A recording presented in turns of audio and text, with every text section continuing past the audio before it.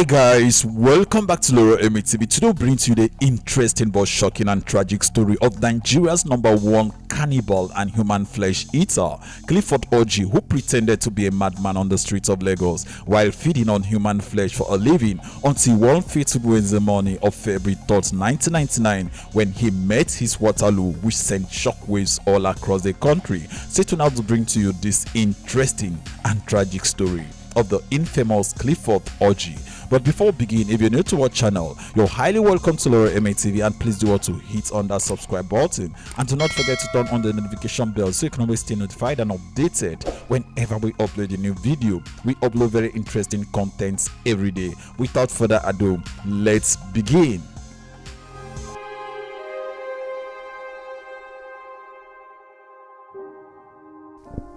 The cries of Lawal Awawu, an emaciated and shackled woman from Agege, gave Clifford Orji and his accomplice away. Clifford, a man in his mid-30s who hails from Enugu State in the southeastern part of Nigeria, and his accomplice Tahiru have been killing fellow human beings for dinner.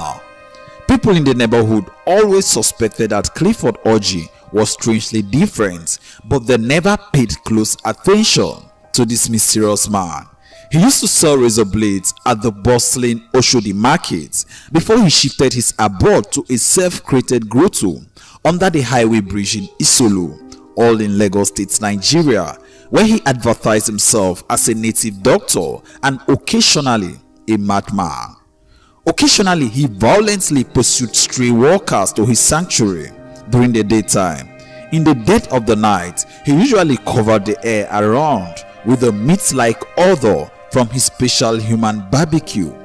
People merely suspected that this barbecue-loving man was not normal, that he was possibly mad, but no one was prepared for the horrendous discovery of that haunting Wednesday morning of 1999.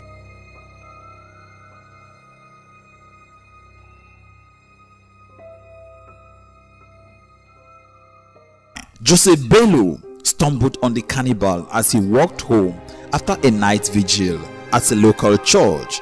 Bello heard a strange song from bushes next to the flyover and noticed a shack built of car tires. As he moved closer, the hot smell of cooking flesh hit his nostrils. He peeped into the shack, and according to him, "When I saw human limbs and other parts roasting on the fire, I was transfixed." Bello alerted other people around the underpass. A crowd gathered and burst into the shack. They were confronted by severed feet and rib cages and chunks of human flesh. Clifford Orji ran for his life, but the crowd gave a chase and he was eventually caught. No one noticed a small emaciated woman imprisoned inside the tires of Orji's shack. It was only after he was caught and dragged back to watch the mob demolish his home that Awawu Lawal was discovered awaiting her turn on the menu. The sight of the filthy, starving woman drove the crowd wild. They beat her captor until the police arrived. Lawal died several days later after falling into a coma. The crowd then turned their attention to a man they knew to be Orji's friend, called Tahiru Aliyu. He lived nearby. The mob tore his shack down too and found a 4-meter pit underneath where some of the victims were kept before they were killed and cooked.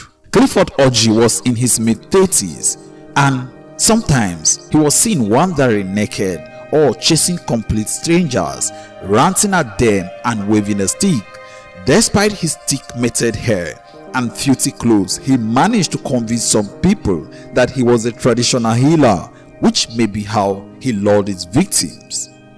The cannibal told the police he would enchant women by blowing on their forehead some powder, and they would then follow him back to the underpass. He said, and I quote, "I will have a sexual affair with her to a state of coma before we slaughter her and roast.